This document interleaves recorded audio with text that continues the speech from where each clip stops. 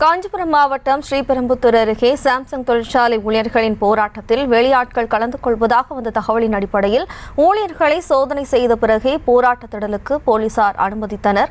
இது குறித்தான கூடுதல் விவரங்களோடு நமது செய்தியாளர் பாலா இணைகிறார். வணக்கம் பாலா, விவரம். நிச்சயமாக ஜெயஸ்ரீ. காஞ்சிபுரம் மாவட்டம் ஸ்ரீபெரும்புத்தூர் அடுத்த சுங்காசத்திரம் பகுதியில் எலக்ட்ரானிக் வீட்டு உபயோகப் பொருட்கள் தயாரிக்கும் சாம்சங் தொழிற்சாலை செயல்பட்டு வருகிறது. இதில் 5000க்கும் மேற்பட்டோர் பணிபுரிந்து வரும் நிலையில் 1500 பேர் நிரந்தர பணியாளர்களாக இருந்து வருகின்றனர். ஊதிய உயர்வு, 8 மணி நேர வேலை, CIT தொழிற்சங்க அனுமதி உள்ளிட்ட கோரிக்கைகளை வலியுறுத்தி கடந்த 9ஆம் தேதி முதல் காலவரையற்ற வேலைநிறுத்த போராட்டத்தில் 8வது நாளாக ஈடுபட்டு வருகின்றனர். இந்நிலையில் தொழிலாளர் துறை துணை ஆணையர், தொழிலாளர் துறை அமைச்சர், தொழில்துறை செயலாளர் என 3 கட்ட சமரச பேச்சுவார்த்தையும் தோல்வி அடைந்தது. அதனை கண்டித்து இன்று காஞ்சிபுரம் மாவட்ட ஆட்சியர் அலுவலகத்தில் பேரணியாக சென்று மனு அளித்திருந்த நிலையில் 100க்கும் மேற்பட்டோர் கைதும் செய்யப்பட்டுள்ளனர்.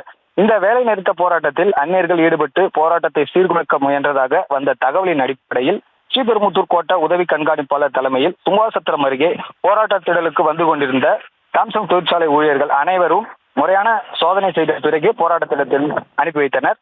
மேலும் அசம்பாவிதம் ஏற்படாத வகையில் போராட்ட திடலுக்கு அருகே போலீசார் அதிக அளவில் குவிக்கப்பட்டுள்ளதால் கொஞ்சம் சற்று நேர பரபரப்பு ஏற்பட்டுள்ளது. ஜெயஸ்ரீ, விவரங்களுக்கு நன்றி பாலா.